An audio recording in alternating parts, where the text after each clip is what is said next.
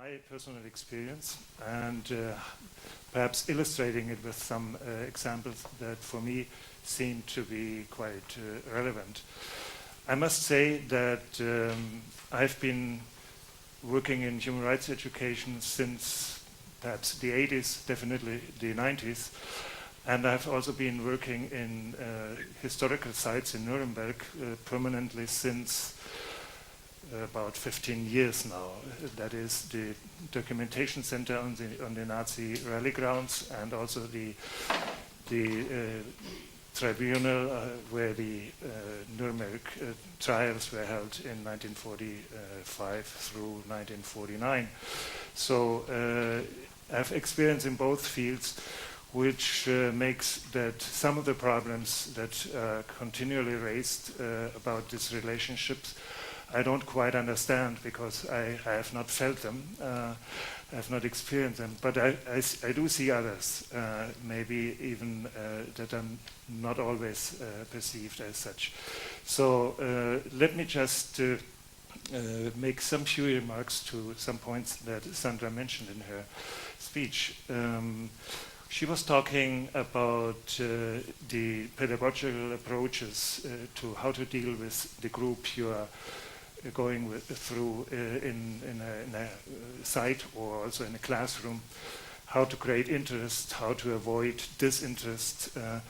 I would call it the overwhelming problem, and although I think we have made quite a bit of progress on that field, I still can see that the temptation to overwhelm, especially young people, when you go with them through a concentration camp or some other site, is very attractive, and it's very dangerous, of course. I give you a very early example of that, which I found in an essay of the Hungarian, Austrian, Jewish writer and journalist Gitta Cirini, who wrote some biographies of Nazi perpetrators, but was also keenly interested in observing how Germany, after World War II, after Nazism, dealt with the past. So she went along many times with educational projects, and in the 70s she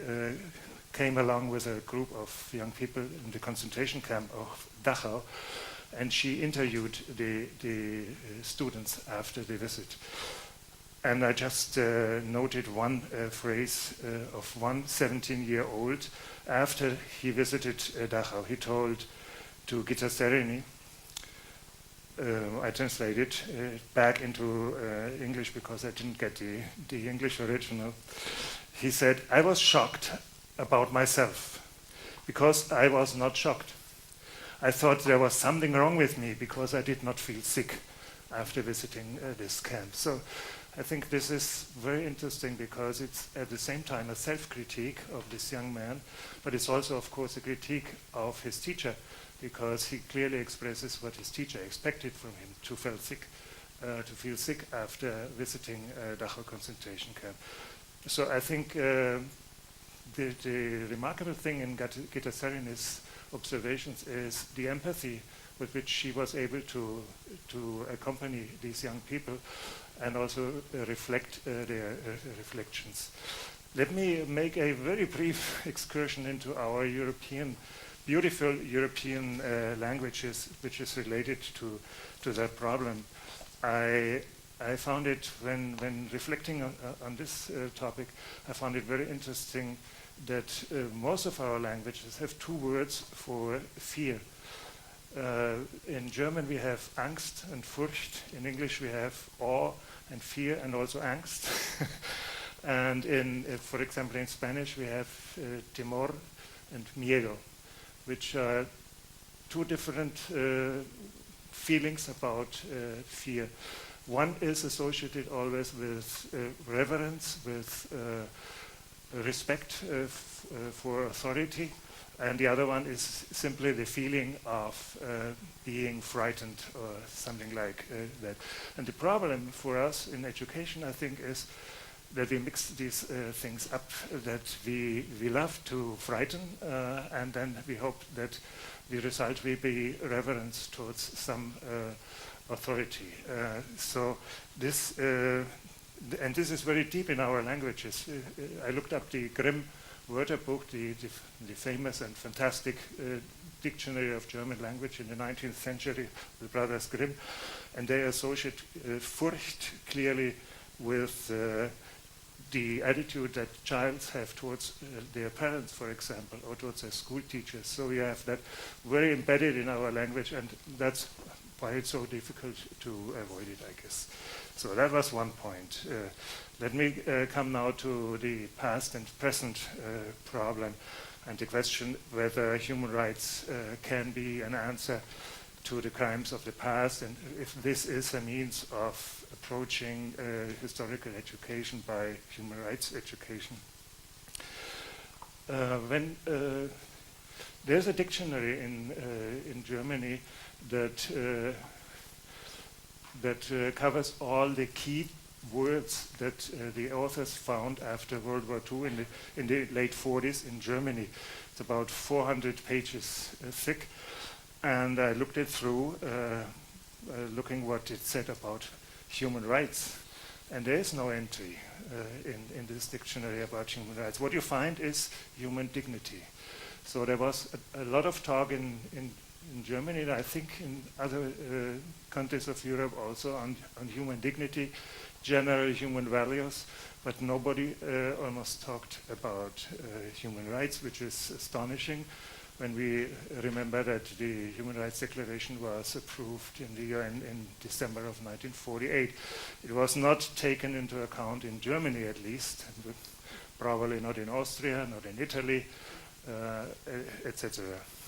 Now, this is a problem, and this is a historical problem which I think is important both for human rights education and for historical education.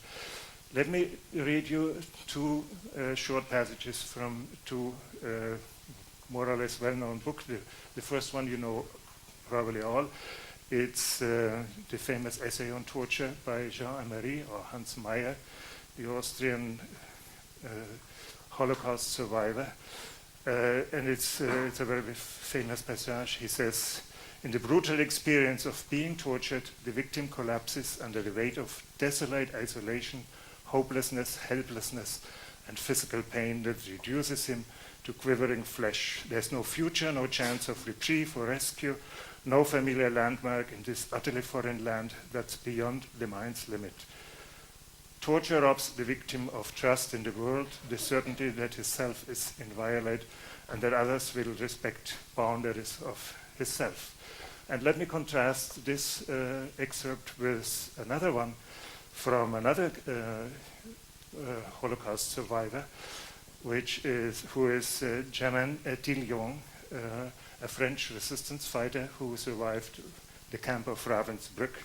And she wrote later on, when we were brought from the prison to Ravensbrück, we still believed to have rights, at least such rights that in civilized countries are conceded even to those sentences to death, like the right to trial, the right to a defense lawyer, the right to medical treatment in case of illness, the right to counsel by a priest, to 2 meals a day, and the right to keep your shirt on when dying. Before night fell, we were dispossessed of all this, writes Germaine Tillion in 1973, about a decade later than Jean Amery. So I hope you noticed the enormous difference dealing with the same situation. She describes when she came into Ravensbrück, and he described what happened to him when he fell into the torturers' camp. But Jean Amery does not talk anyway about rights, whereas the French Germaine Tillion does 10 years later, and perhaps being French, I don't know, because there's a larger tradition of human rights in France than there's ever been in Germany. So Germany was aloof from the international human rights development for many years after World War II. We did not probably practically take notice of the Human Rights Declaration. If you look up German newspapers in December 48, you might find a 5 lines note. There was a Human Rights Declaration passed over there in New York.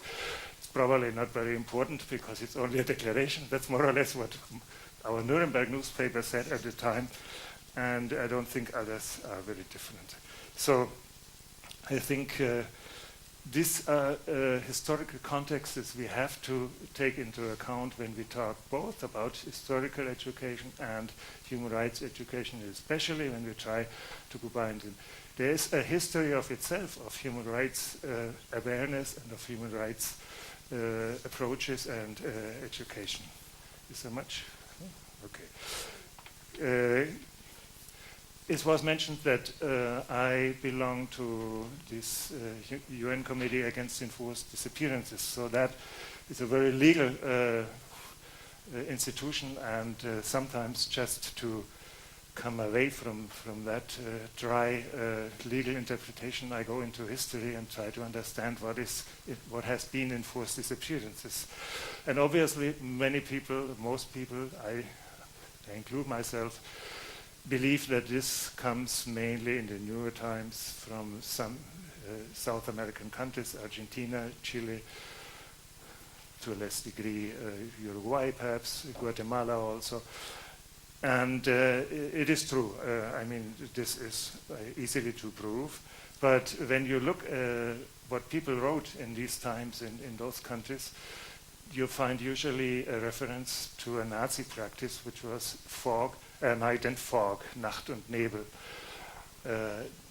Some of the prisoners in the Nazi camps had N on their backs written.